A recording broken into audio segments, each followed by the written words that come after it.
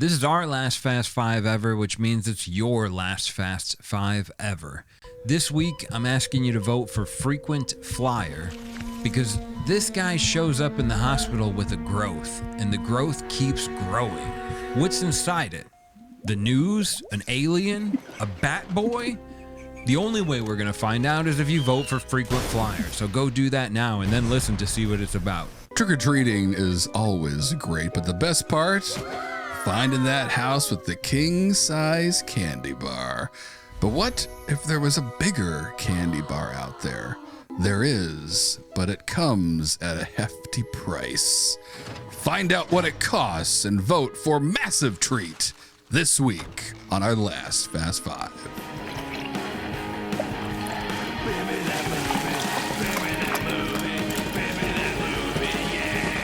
Another week, another trip down the untapped check-in river of madness. Wait, didn't you say that last week too? I did, but tonight the river reaches the sea. This is our final Fast Five. The last time Harrison and I will grab your beers and recklessly turn them into movie ideas no one asked for. So many Fast Fives, hundreds of beers, thousands of votes, and somehow not one offer to clean my shed from a sexy nun. What gives? She knows what she did. Along the way, we've traveled through the mythical kingdom of Lagerstan, fled from debt-collecting apes, and learned that any movie can be improved by adding an unnecessarily seductive member of the clergy. That's the sacred 3-act structure. We've polished it into a well-oiled machine. Or if your mechanic is a sexy nun, a well-lubed machine that runs on beer and laughs. Seriously, every ridiculous piece of this came from you. The people who listened, checked in beers, voted, and shared the show, and trusted two scientists with microphones to turn your drink into a feature film. You gave us the beer. We gave it trauma, a supporting character with an upsetting accent, and at least one unnecessary 3rd-act twist. And we can't thank you enough, not only for listening, but for playing along. Your submissions sent us places our brains had no business visiting. And your votes repeatedly proved that your judgment is every bit as questionable as ours. So tonight, we do it once more. 5 beers enter. 1 movie leaves. The others will be banished to the vault, where the debt-collecting apes are waiting with several overdue notices. So raise a glass, lower your standards, keep Lagerstan in your heart and the sexy nun in your heart. Also, sorry, I was just picturing her as we prepare for one final voyage into the Beer Me That Movie universe. Let's pop the clutch on this battered 1924 Bronco Wagon Dirt Edition and peel out into the last Fast Five in Beer Me That Movie history.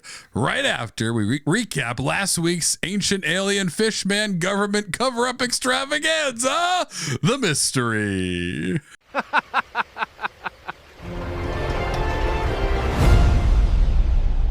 Last week we made our 48th feature film. I'm mostly embarrassed that it took me 48 times to finally reveal the secrets of the universe. I also agree. Should have been early. I hate that we didn't do that before, Harrison. I regard you as one of the most alien intelligent people I know. Yep, just been sitting on them, sitting on all those secrets, the mystery. Man, oh man. All right, cool. Who would have thought we spent years edging people for the secrets of the universe. into the truth. X-Files primed the pump and we milked it out. That's what they say. That's what we can legally say without getting in trouble. Yes, so last week, the mystery, again, a lot of fun, wild stuff. What are some highlights? What did I enjoy? What jumps out to you first, John? Sheila the goat lady. I still can't really picture her. I can. She just looked like Salma Hayek with the goat head to me. If it looked the same to you, please let us know. Specifically from the Dusk Till Dawn version of Salma Hayek with the snake. Okay, yeah. Yeah, so I can actually see this now. that's what I was imagining. Don't know why. That's something I'll have to figure out myself. Sounds like an expensive therapist bill, but a problem for another day. What was that Dario Argenti film that it wasn't, they remade it. There's like cheerleaders in the basement and then they all do a devil ritual. Oh, cheerleaders. Suspiria. Oh, Suspiria. Got it. Yep, that's what okay, anyways. Got it. 8 people that watched Suspiria. The original was better. Yeah, noted. But I think there is actually a sexy woman with a goat head in that movie. There are a lot of ladies, sexy ladies with goat heads on them. Just in real life, don't trust them, I'm realizing. They usually are in some satanic cult. Go the other way. But if they're attractive enough, unless they're like Selma Hayek. We're all human. I was going to say, you can't live forever. I'm not going to judge you, and neither will whoever your god is. The goat head lady. Yeah. Whoever she prays to, which is, I guess, a giant goat head man. Oh, so yeah, we got into some weird stuff. Everyone has their kinks. Harrison successfully explained to his wife why that website's on his page. That's right. Because Those of QR codes always sending me places I don't need to go. So that was fun making fun of QR codes. I just enjoyed that it took place in Iowa. I don't even remember why we decided that in the Fast Five. I don't care. Aliens, probably. Sure. Right. Corn. Some good corn jokes. Running naked through a cornfield backwards is one of my favorites. We worked that in a couple times, pushed that into the movie, just much like you push corn in the naked in a cornfield. But there was that. There was government cover-ups. A sexy agent Vale was up to no good. I enjoyed doing Gil's. You did Gil wonderfully. But best accent of the whole show, I think. Maybe. Except for your Italian accent. I was going to say, I can't do it. I can't go from Gil to an Italian man. I'm not that good. But the overall story, I liked it. It was fun. It was kind of just like similar to, oh boy, what? I don't know. I guess there aren't too many goat head lady movies out there that aren't about the devil. So we did that. The mystery was a real original, actually. I'll say that. Similar, like the story of your property becoming your friends. Like an evolution of democracy, maybe. Right. Middle management sucks. We all know that's that. True. If it's an alien that's running us. We had some good commentary on middle management sucking, which it does. You're always just in between the worst two things. And even if a person has a fish head, like they might have something to contribute. That's right. And I think we didn't explicitly say it, but I think the mystery of the universe is just the golden rule. Just do unto others as you would have done to yourself. I think Mike realized that. He kind of started out exploiting these creatures and realized that was wrong. This whole thing was his fault, and he had to do right by them and treat them like an equal. And they had to get through a lot of rough stuff to get there, but once they did, they had a planet they could all share, and they got rid of the baddies that were running it. Now we're all the evil, no good Anunnaki who maybe were pulling some negative strings on this planet. They're gone. They don't care. I think Earth's kaput. So now we're free to hang out and make out with goat women and fish men and cow people. Cow women. I mean, the world got a lot cooler. It definitely did. Probably they could help us with like food and other things. Sure. But they can definitely endless help energy. The porn industry. But yeah, it's going to be the babies that are born 9 to 12 months, 20 years ago, we were worried about interracial marriages. Now, yeah, sure. There's going to be a whole bunch of like super religious people that are worried about procreating with Sheila the goat, but not until they try it. Exactly, and they're going to be the first ones to try it as soon as it's offline. That's absolutely How do we get our own Sheila the goat? Oh my God! No, I'm here doing research. Excuse me, Senator. I'm trying to convert her into just a heterosexual woman that has a human's head, not a man's head. Oh God, a lot's coming out about me. Just crush that rumor. Oh boy! Oh, lots of fun to be had there. Yeah, it was good. Basically, Snout was just an actual dog the whole movie. Right? Yeah. Kind of like Barf in Spaceballs or Chewbacca in Star Wars. Right? For whatever reason, Snout's more animal than everybody else. Whatever. But yeah, it was cool. We got to do our cornfield alien movie, which are some of my favorite movies. Creepy things happen in a cornfield. This one just turned out to be less creepy and more and I love fun. The last minute realization that we might have to deal with Cthulhu at the bottom of the ocean. And maybe that's a nice takeaway too, is that, there's always going to be a yin to every yang. Not to say that every time you solve one problem, another one shows up, but sometimes that's that's life on this planet. But now they can all deal with Cthulhu together as he emerges from the dark depths with worldly destruction on his mind. But that was a fun way to end it. Some creature from the deep also being awoken by the kind of release protocol that bounced off the moon and opened up all the vaults and also opened up the underwater vault. So they have to deal with that. But for now, until that thing emerges, everything seems great. Man, humanoid, all living in harmony together. And Fred, right, can finally put his feet up and scroll Instajam all day or do whatever he wants. Really become one of us. That's right. Really assimilate quickly. Stop trying to take over the universe. Fred, you're doing great. You got scrolling to scroll. That's right. You got funny videos of people making out with Sheila to watch. A lot of those. Lots of them. There's a whole new TikTok. Oh my God. TikTok.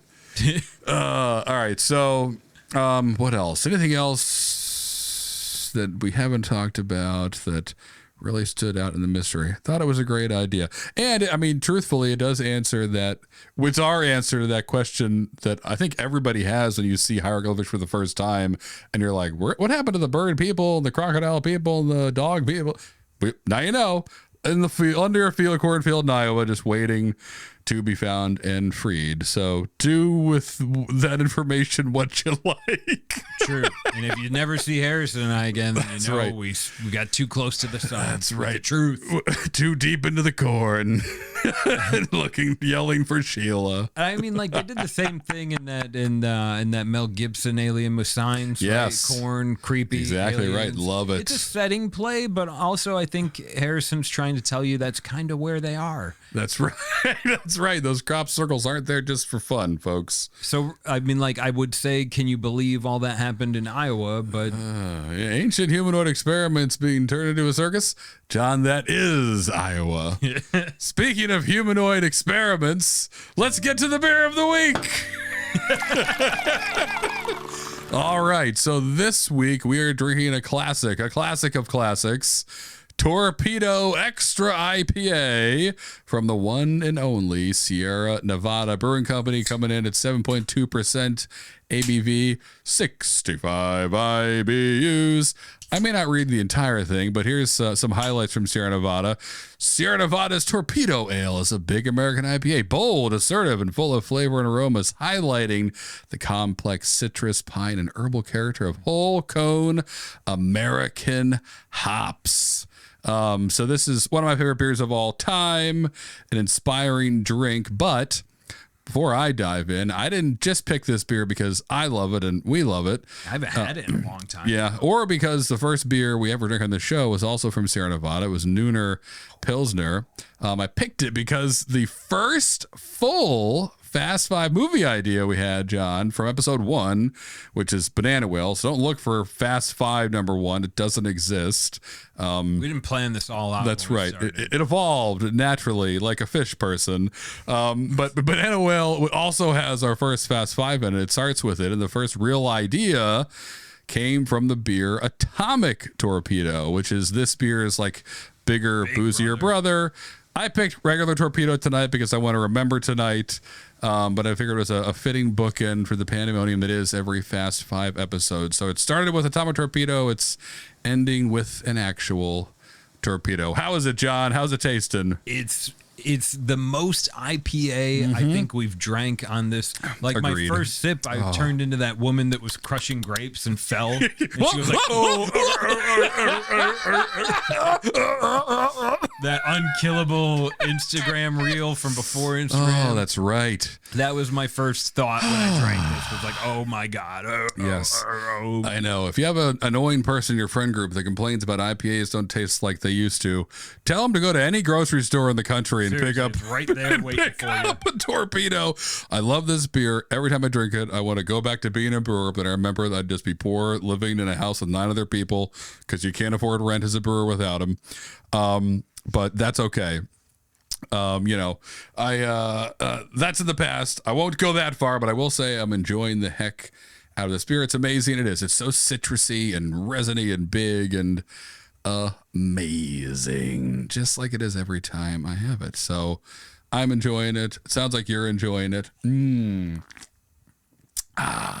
Yeah, it's about that good. Indeed. I feel like the grape lady as well.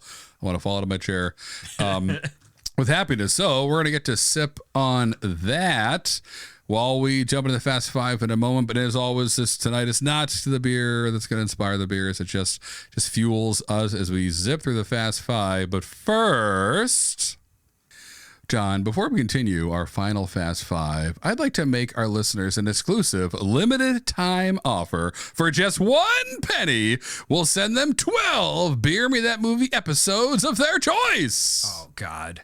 You've turned us into Columbia House. Simply tape a penny to your phone, select 12 episodes from this tiny paper catalog, and allow 6 to 8 weeks for us to yell them through your mailbox. For our younger listeners, Columbia House was a perfectly legal 1990s operation where you would receive 12 CDs for 1 cent and then spend the rest of your life receiving invoices you did not understand. I got 12 CDs for a penny. That's an unbelievable deal. You were 9. You didn't have income, you didn't have credit or any sort of authority to join a music distribution agreement. I had a penny and a dream, John. And somehow you chose 3 Spin Doctors albums. I wanted one, but I couldn't tell the tiny pictures apart. That catalog was printed in the same resolution as a Bigfoot photograph. Columbia House was the original subscription trap. One day you're enjoying 12 nearly free CDs, and the next, a collections agent is explaining compound interest to your mother because you forgot you declined the feature selection of the month. Oh, that's actually where our debt collecting apes came from. They've been chasing me since 1994. Fortunately, Beer Me That Movie has no subscriptions, surprise invoices, or mandatory spin doctors. Everything we've made is free, and after 48 Fast Fives, all we ask is that you help us choose how this thing ends. Our 50th and final feature film is coming out of the vault, and you can vote once every day at beermethatmovie.com. Or leave us a message at speakpipe.com/beermethatmovie for a double count vote. Twice the voting power, no penny required. This is America. Democracy was built on promotional loopholes. So vote, share this show with a friend, and help us choose the feature film number 50. No hidden charges, no automatic enrollment. And absolutely no spin doctors. Unless I win the vote. Then we're making 2 princes 2 4 princes.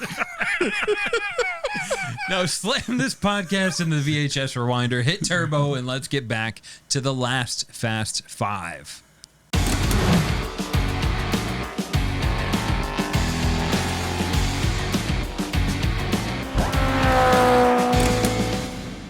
Beer number one. Here we are. First beer of our final Fast Five. There's so much alliteration. I can't. Yeah, I know. Yep, a lot of F's. Beer number 1 was checked in just 2 minutes ago by Brett W. Hell yeah. Whose untapped picture does look like Sheila. Oh my God, Brett. It's not quite a goat head. It's like a sheep head or something. It's not a human head on a human body. Heyo. This beer is made by Great Notion Brewing. It's called Juice Box. Juice Box. Love me a juice box. Me too. I keep them on my bedside stand because I have diabetes. And sometimes low blood sugar tries to kill me in the middle of the night. But not with the power of a juice box. Juice Box, just about a diabetic man trying to survive. That's right. It's more effective. It's like one of those heart things. Defibrillator machine. Listen, Carol, I could get you into a van. I could get you into a truck. I got to hold on. I got to drink this juice box. My blood sugar's crashing. The room's going dark. I need to turn the lights back on. I'm the president of the United States, and I have a juice box in my fireside chat. That's right. People of the United Give me one. Getting a little low here. Just gonna pick up the sugars. Okay. So that's not a good movie idea. No, but it'd be something I'd watch. Real life. And right. Sometimes those are good. Be the Blair Witch Project with diabetes. Oh my Lord. Here's my idea. All right. It's a in your face accusation. It's a movie that mostly takes place about a man trying to defend his freedom. Okay. The story is that he's a boxer. Got it. And in the ring where he was boxing, he killed someone. Well, they say he killed someone. His opponent died. And we're trying to figure out why or what happened. And he's on trial. Okay. Is he on trial for murder? Is he on trial for... Oh, he's on trial for Mark McGuire crimes. Okay. The prosecutor is saying that not only did he kill his opponent in the boxing ring, but he did it and he was able to do it because he was taking performance-enhancing drugs. He was a juice boxer. He was a juice boxer. And I see. So is he on trial? Is the person that sold him the juice on trial? Was he on juice? Was he is on the pharmaceutical company on trial? I think this turns into a movie like Snake Eyes with Nicolas Cage, a super underrated Nick Cage movie where he's actually at a boxing match, which is probably why I'm thinking of it, and then someone gets murdered. I forget who, and he's got to figure out the whodunit, and they shut down the boxing arena, and he's got 3 hours to figure out who killed the person. So it's not. So it's God, like Nick Cage that. Will just be in any movie. He will, and he's just playing the numbers game. He'll do 10 a year, and if one is okay, obviously he's doing great. He's winning. He's just firing out movies, and a lot of them are great. Don't count them out. Yeah, some of them are. Oh my gosh. But so I like where this is beginning. It could be a whodunit. Did someone sneak some juice into his protein stack? Is he juicing on purpose? It can be kind of told from different points of view, maybe, of like his coach, his mistress, Brett himself. Well, I guess Brett would be the juice boxer. I guess so. Exactly. Yeah. But it could be one of those fun vantage point is another one where you get to see like the same thing from different people's perspectives. So it'd be cool. It'd be something different. It'd be a great challenge for the last movie before the Vault Beer. Yeah, it would. Instead of acts, we'd tell it from like three or four people's perspective. Exactly. And we can weave some sneaky something in there that's that maybe reveals who done it in the first frame, or maybe not. That'd be up for us to decide. The final perspective, right? But of the juice box itself, that was laced. That was laced with Rick. I'm cut me, fill me up. Give me that water, that funny tasting water. Give me that again. Makes me feel so good. But I love this as an idea. These movies are fun. They don't come out enough. I like them. Every time I watch one, I'm like, why don't they make more of these movies? These perspective shifting whodunits. We've done a lot of movies. We haven't done one quite like this, so it'd be a new take. It'd be a thriller, but I like your idea. We could just have the 3 different people or 4 different people, and instead of acts, it's perspectives, and at the end, a final overview, kind of like it Knives Out. We could have an inspector. Brett could maybe, if he's not the boxer, he could be, Inspector Blouseau, the wise French private eye who's called in to solve this unsolvable crime. And then we make it a fun thriller. And maybe the juice box is a perfect title for it, or maybe it's perfectly misleading. I don't know. We don't know yet. That'd be something we'd figure out in the actual feature. Only we could get Wilford. Well, we could get Wilford Brimley, but we have to dig him out of the ground. Real movie. That's right. We could just AI him in there. Right. Whatever. There you go. No one's gonna care. It's Wilford Brimley. We can't AI like Cary Grant, but we get Wilford. Yeah, Wilford get in. Is he still alive? I don't care. He can be tonight. Oh my gosh. All right. I like this. That'd be fun. Yeah. First one in, new take. We got 4 more, thank God. We'll be back in a second.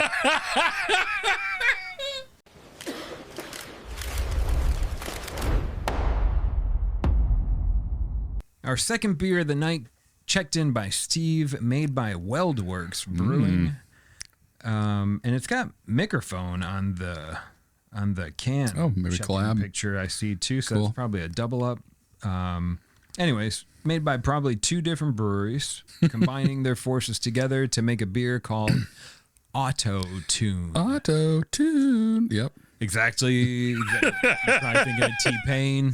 Yeah. You're probably thinking of other artists who can't really sing, but somehow are singers. Sounds great in Auto Tune. It was Akon. I think so. I don't know if Akon does it by himself. T-Pain definitely. Sounds It sounds cool. Loves it. Does sound cool, like robots singing, kind of. I would auto-tune this whole podcast if people would let me. Maybe someone has. No one us. has let me. I tried it once and I was like, God, that sounds horrible. Horrible. Okay, so we'll pass on that.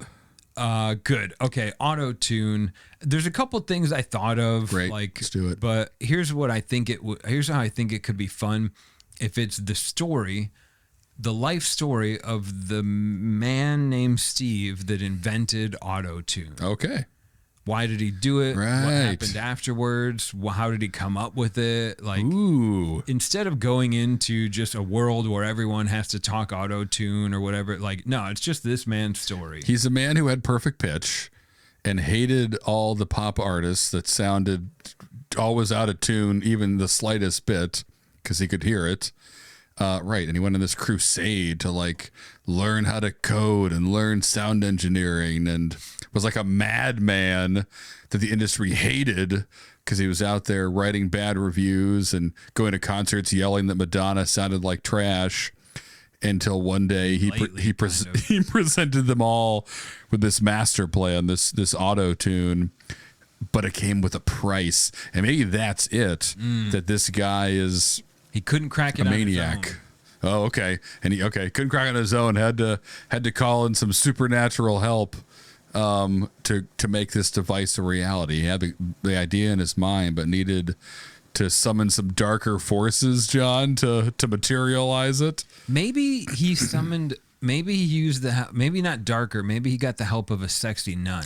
Okay, perfect. To create. I like that better. I'm just forcing her into this. Well, let's get her in, because it is the last feature off of Fast Five, so I like that better. The sexy summons the power of the sexy nun to make auto-tune a reality, but something has to go wrong. I mean, I guess it doesn't have to, but it usually does. I like where we're heading, though. This is great. I'm curious about this story. It is a weird technology that kind of emerged and then everybody started using. It would make sense if some maniac who just couldn't help but freak out at songs that were out of tune did something about it and called in the most powerful force in the universe to make it happen. But yeah, something's got to happen to him, to Steve, to the people that use it. Maybe V1 of it has horrible side effects that Steve has to deal with, and that's the true backstory of the Milli Vanilli incident. Is that it wasn't they weren't singing, it's that he had captured their voices and trapped them. The first auto-tune didn't auto-tune, it auto-stole. Stole your soul. Yeah. You got little test tubes full of Milli and Vanilli. Right. And could use their voices whenever he wanted, so they were kind of under his spell. And maybe the sexy nun didn't like that and had to step back in, as she rarely does this directly, to right the wrong that was V1 of autotune, a guy capturing singers' abilities. And then we get to vindicate Milli Vanilli in her final episode.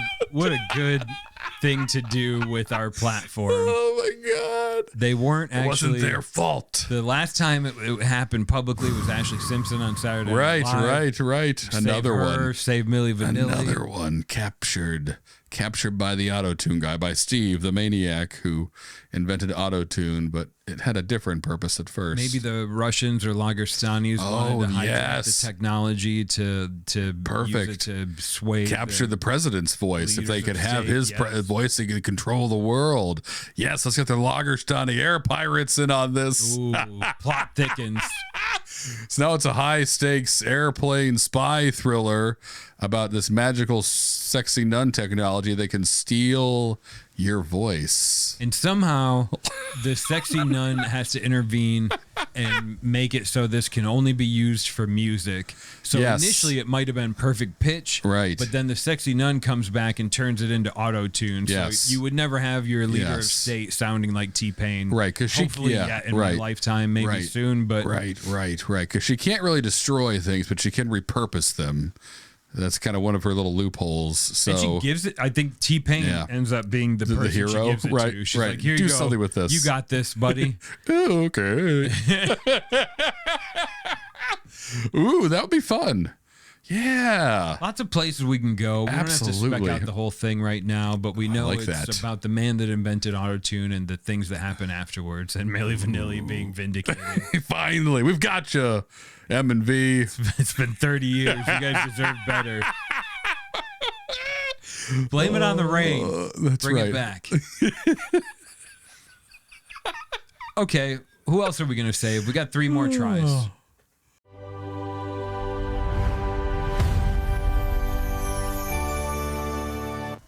Here we are, halfway through our last Fast 5 with beer number 3, checked in by Ryan S., made by Treehouse Brewing again. This one is called Massive Treat. It's what your dog wants right now. That's right. It's what we all want at the end of the day, a massive treat to make it all worth living through again tomorrow.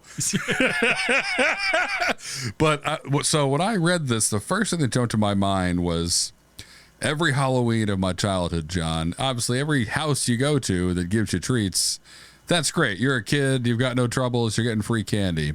You figure out the house in the neighborhood that gives out apples or toothbrushes and you avoid them.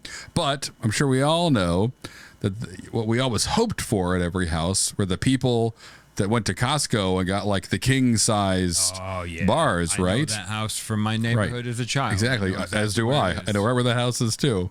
So, so that's great, and hopefully you had that house as well. That kind family that went over the top for Halloween and gave out the giant come into the garage candy and bars on their lap, but you would get a full size candy bar. Well, so let's take that. Let's table that for later. But let's take that idea to the next level. That maybe there's one neighborhood in this country where, sure, the kind family has, or questionable family has, the king size candy bars, but one house, the house at the end of the street, covered in the crooked trees where the crows like to hang out, is known to have a massive treat. But the kids are all too afraid to go. They've heard legend of it, of a giant chocolate egg the size of your head. Bathtubs full of quarters. Sure. But there's something about this house that, and there's a legend going around the town of little Jimmy that went 10 years ago, and he got that massive treat. I saw him eating it on the porch, but we never saw little Jimmy again. And so the story follows Ryan, the new kid in town, who shows up the day before Halloween, learns about this legend, and decides, I'm going to go into the house. I'm going to prove myself to all the cool kids. And the adventure is what happens inside this house. What does he have to do to get this massive treat? What is it? Are we dealing with witches? Are we dealing with monsters, ghosts, ghouls, demons? Man. Is it just a guy who likes... a guy who runs UPS deliveries 9 to 5. I just like short shorts and big chocolate. Halloween's every day for me. So yeah, I don't have an answer to that. I don't think we need it tonight, but that's what I've got, John. Massive treat. Is the treat worth the risk? Brian may find out. I don't have anything to change or add here. I mean, it's like it talks to every day in our life, right? Like everyone listening to this podcast has to work a 9 to 5 of some sort. God. And we all, I say that has to, because most of us working that 9 to 5 would not do it voluntarily, except we need to because we have to earn enough money to stay alive. That's right. And so there's always that, like, what if, or like, I bet over here it might be like the grass is greener. Right. That's basically what massive treat is. There we go. Very true. Only in this case, it's Ryan trying to be the grass may eat you. This is my backwards way into grass attack happening. The final level to get to the treat is getting through the yard. I think there's that like haunted house where you have to bring the guy dog food and he puts you through crazy stuff and no one's ever survived it. Right. Yes. What's it called? Like something mansion. Yes. I don't remember what I was talking about. To sign a waiver to walk in the door. Yes. Something like that. Kind more of homegrown. Like that's what this massive treat room. Maybe it's just an empty house. And maybe you can even see the treat in like the top window every Halloween. It's like put up there. Glowing giant chocolate egg. Yes. And you have to get up there. You have to get up there and get that treat. It's a story of Ryan getting through the house, but it's really a story of us getting through our lives. That's true. Exactly right. And the surprises along the way and the creepy old men you have to do things to just 'cause. Yep. He gets married on the first floor. The owner of the house seduces him on the second floor. Divorced on the third floor. Treat on the fourth. But at that point, he's a hollow man. Treat is just death. The giant cyanide pill. Thank God, finally I've climbed high enough. Massive treats. That's right. Ooh, boy. Yeah, so I get real dark or real goofy or both. Yeah, probably a lot of both, but this is fun. I like this one. God. We got 2 more. Stay tuned.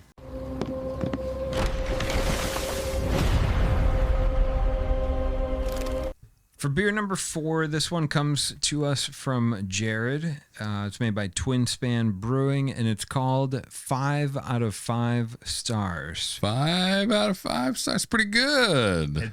The name says that it's the best it could be. The best it could possibly be. The check-in, if you're humble. watching on YouTube, gives it 4 out of 5 stars. Oops. And Jared's friend says, looks like your rating is wrong. Which is hilarious. So that's fun. Twin Span having a little bit of fun. Probably aimed right at Untapped. Maybe not, but I think that's brilliant naming. Love it. Love it. 5 out of 5 stars. Have you had that beer? 5 out of 5 stars? Oh, I gotta try it. I have to try it. It sounds great. Okay. Right. You gotta try it. Do you tell me? So fun name like that. What is it as a movie? You can go a couple of different places, John. Any initial thoughts? Could be like a dating app where someone's trying to get 5 out of 5 stars. So they're going on dates and they're like, "Is this good? Do you like this? Do you want do you want the steak? You can take home the leftover dessert." Yeah, I'll go down on you. I don't care if you don't have to touch me. I know I like to work my jaw out. It's great. It's great. Please for leave me 5 stars on the review. Right. It's just trying to be the perfect. So I like that idea. I mean, obviously, I think we have to talk about reviewing something with the title 5 out of 5 stars. But what if it's like, instead of a dating app, what if it's like a small town inn in like the #1 town in America 5 years in a row, Twin Spanberg, and and this little town has a perfect 5 out of 5 star reviews. A little inn, which is like the crown jewel of this town. It's really all they have, aside from trees and houses. And one traveler comes in out of town, tough to impress. He leaves. Whew, good thing he didn't leave a review at all. That one could have been our first non-5 star. And then boop, boop, they get the notification a couple minutes later. He did leave a review. And it was a 1/2 star review, John. Oh my God, he only gave them 1/2 of a star? That's right. Cold water, croissants too crunchy, spaghetti too cold, Waffle sheets crusty. Not plugged in. He had some maybe valid complaints, but it doesn't matter. All this small town did was see red, and what the movie is, ridiculously and hilariously, is them hunting this guy down. And if we decide that it's going to be a happy movie, then maybe they confront him and give us another try. If we decided to beamer that movie, then they try to murder this guy and edit his review to make it perfect. I mean, happy movies are fun, but I like, it's almost like the town at that point, we see the dark side. Exactly right. What is it? Yeah, the pursuit for perfection makes mad people of us all. Yeah, and maybe during the stay, that could be the whole of Act 1, where it's like, oh, you came from Chicago. I made this Chicago hot dog for you for your stay. Please enjoy your stay. I'm a vegan. They go above and beyond. Right. But this guy didn't fill out the form. I like feather pillows with only goose down. He didn't let him know it all. So, and now the town is seeking to murder him by chasing his Google reviews and trying to find out where he is. Yes, exactly. He's a master guide, constantly reviewing things. The worst of the worst. And he never gives anything above 3 stars. Right. He thinks best he can be is medium. Some tough critic, and it may cost him his life. I think it does, but then we get to examine what the fallout of that is, and what does that really solve, and can you edit Google reviews? Fair. Is this all just in vain? But But it could be a ridiculous romp through the countryside in the city, hunting a man. A bunch of old ladies, I imagine, who never murdered, and maybe the bus boy who's never murdered anyone in their lives, now have to hunt a man, a human, the most dangerous game, and then end their life to preserve their town. What do they give up by preserving their perfect score? They give their humanity, John. Have they done this before? Right. Or have they? It's one of the older ladies like, all right, we got to chop the body up and feed him to the pigs. And they're like, how do you know this, Dolores? We got a German couple. What happened to your husband? I got to turn this into blood sausage immediately. They were filled to the forum. They need it. Spoils. quick. His name was Jared. No, the meat. We call him the meat. He's the meat now. He's just another bunch of sausage to cook. Oh, all right. I like this. I like 5 out of 5 stars. It'll get dark quick, but it'll start funny and sunny, and then the sun will go down, and the moon will come out, and the beasts will come out with it, and we'll get to see old ladies lose their mind for a perfect review. We've done a lot of movie ideas, and it's getting hard to come up with new ones. So it brings me some joy to say that we're on the quest for what will be our 5th and final Fast 5 beer coming up next. You can probably expect it's going to be weird. See you in a second. Stop right there! Get him! The last Fast 5 beer Harrison and I will ever submit was checked in by Anthony S., made by Bannerman Brewing Company, and it's called Frequent Flyer. Frequent Flyer. Okay. Yeah. I'd like to be one of those. Right. Maybe. Well, actually, no. Flying you're is right. a curse. Yeah, I know. It's too much. Too old. My bones are too brittle, and I get sore too easily. I don't need to be bouncing around in some clouds. It's not comfortable. You wait more than anything. Yeah. Sometimes it's faster to drive. You're at the mercy of everyone but yourself. Yeah, right. If you have a sneeze or a cough, have you tried flying? That's what I think everyone must be thinking before they get on the plane. Golly, get out of here. Want to order a coffee before your flight so you can rush to your flight to realize you now have 3 hours to wait for your next flight? Because the first one, someone pooped in it before. That's right. Had to clean shit out again. Flying is a nightmare. Yep. And of course you think frequent flyer. Yeah, like you go to the airlines. But in the medical world, in the ERs and stuff, they have a term. It's what, like even like EMTs, like the term is frequent flyer, which is just used to say like, I mean, not someone that abuses the health system, but right. Like maybe they're old, maybe they're lonely, maybe they do have health issues. So they're frequently at, we're going to say the ER in this case. All someone that like this. The ER staff, the morning, noon, and night shift know this person. It's been 10 years, and they're frequently coming in with injuries or back pain. Exactly. Like, their wife died, their kids moved out of town, they live alone. So it's kind of like, you know, it's almost like a weird familial relationship where they expect to see this person once a month or so. Right. And it's not like that person gets overlooked. Like they're valid. They are in need of care. Sometimes it's just a conversation and a sandwich, but whatever. So we meet this person. In this case, it's going to be Anthony.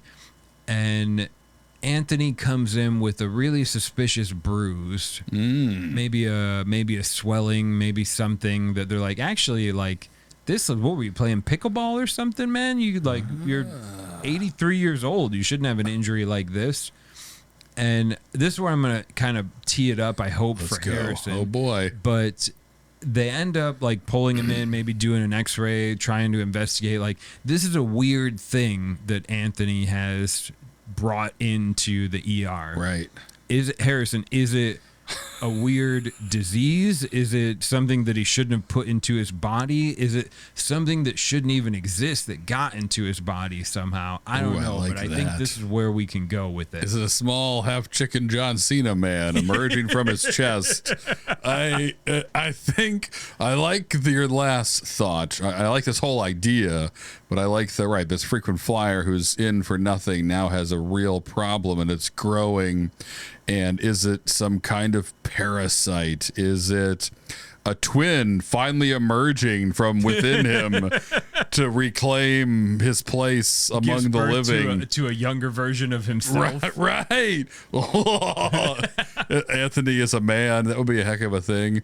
I can poop him out, right? Nope. It's got to come out the other hole. The what? Kill me now. Kill us both. Use anything. Give me turn the flamethrower on. Drown us. Give me a football. I'm gonna smack open the fucking sprinkler system. Oh, I like this. I want to get this right. I don't know. I like that it's a growth. It just keeps growing. I want it to be like maybe a creature that emerges from him. So instead of it being a zombie movie, maybe it's some kind of parasitic alien movie. And he's the first. And then we could maybe play in the flyer on multiple levels where it's like a half bat person that emerges from him. He was like the one weird mutation away from got bit by a bat and didn't get rabies, but it got impregnated by a bat parasitically that then exploded out of his body as a half bat, half man. I like this super gore-ific send off. I also think what else? Yeah, he's a frequent flyer. Like maybe during the he's admitted and the thing keeps growing or whatever. And at one point he's like, well, yeah, like the dark creature that is in my room every night. Like the Hat Man. That's why I'm here all the time. Right. Like in this case, I like that. So yes, they think he's kind of cuckoo and wants attention, but he's being hunted by some creature that plans to use his body to create some hybrid monster. Ooh, that's good. That can fly. It has to fly because it's called frequent flyer. It can fly. Yes. We need multiple puns in here. We need multiple levels of flyer. Ooh, I like this. Ooh, and then it's kind of like a midnight mass type situation where maybe at the first they're like, "Oh God, it's not. Be careful, that's my boy. That's not a man. That's a bat." Man, Bat Boy. Bat Boy. The black and white newspapers from the 90s were right. With his sharpened teeth and his bald head. Yes, Bat Boy emerges from him somehow. Ooh, I love this. This is great. We do a monster bat end of the world type movie. I like that you're into the bat thing. It needs to fly, John. The bat's the creepiest thing that flies. Yeah. So it's instantly at the top. Yeah, I'm not going to argue with that. A sugar glider would not be scary. Mosquitoes suck. I guess you're true. Yeah, that's right. They're also terrifying. Probably more terrified of mosquitoes. Giant mosquito would also be hilarious. It was a mosquito bite, but it was the wrong and it kept growing. You. Ooh. Oh. Stop pitching it, Anthony. Please stop pitching it. You need to stop. Give him something. It's growing. It's throbbing. Yeah, 6 foot tall mosquito would also be. Picked up a pulse in the mosquito bite through ultrasound. That's right. It looks like it's growing. I don't know how medicine works. A lot of machines in here we don't need. No, we need them all. Everything has to work. The blood work came back immediately. His vitamin counts are too high. His other counts are way too low. The scale. He's growing mass at an incredible rate. Do another ultrasound. Anthony, you eat nothing. Hook a bag up to the bite. Pop the We're bag. nourishing the bite now. We have to see what's growing. Anthony's gone. We're here for the bite. Just have his body hooked up to life support with a bunch of ice bags on it as the bite is growing, and have a separate bed for the bite to rest on. Someone help me. Quiet, Anthony. You'll wake the bite. If I could make this movie and I was in charge of everything, you would never see what's inside the bite. It would be 120 minutes and then cut to black. Cut to black just as before the bite explodes open. Oh, my God. Whew, that would be funny. That'd be pretty good. Oh, I think we got a gem in frequent flyer, John.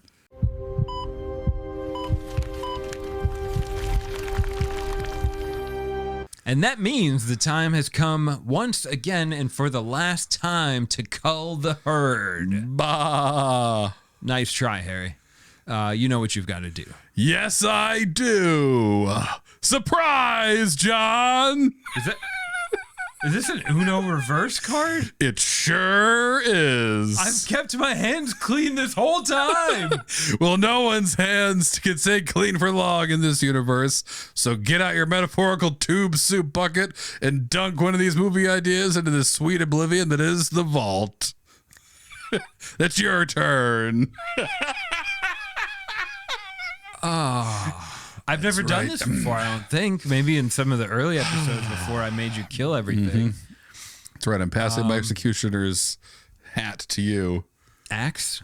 That, Or do sure. you use a hat? No, the pro executioners can kill a man with that. I meant hood, but yes. It's 2026. We use baseball hats now. That's right. Anything can kill you if you throw it Not hard hiding my enough. face. I'm just supporting the LA Angels. So we've got Juice Box with the juiced up boxer. We've got Auto Tune with involving the Sexy Nun. Yes. We've got Massive Treat, which I loved. The haunted house story. 5 out of 5 stars. Tough. This is tough. The hotel crew hunts the man, and then Frequent Flyer. That's got to Which is a blast. Oh yeah. So, Ooh. I think, okay, I'm going to do this just like you do, Harrison. It's tough, isn't it? You can't just dunk it right in the bucket. You got to whittle it away. You're right. I am an executioner.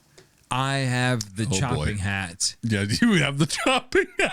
I am going to unalive Auto-Tune. Dead.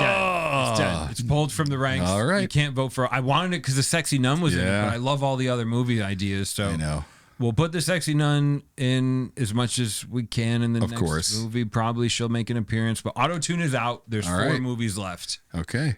So we've got Juice Box, Massive Treat, 5 out of 5 stars, and Frequent Flyer for you guys to vote on in our final Fast 5. So don't wait.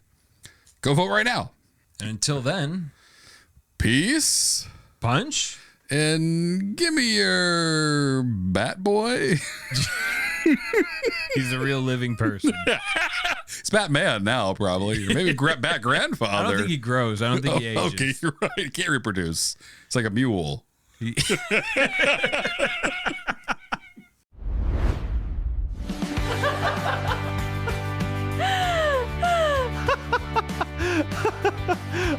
Hoodoo. He's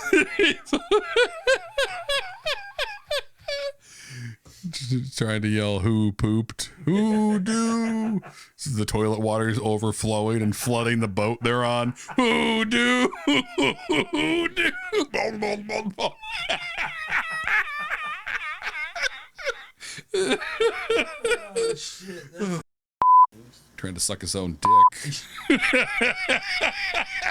Almost. Are you praying again? Doctor. 2 more out. Yeah, I'm praying. I'm almost there. I gotta get my dick bigger or my neck looser. Push down on The Cutthroat. Or is it the first vampire that's also a pirate? It's already a vampire. God damn it.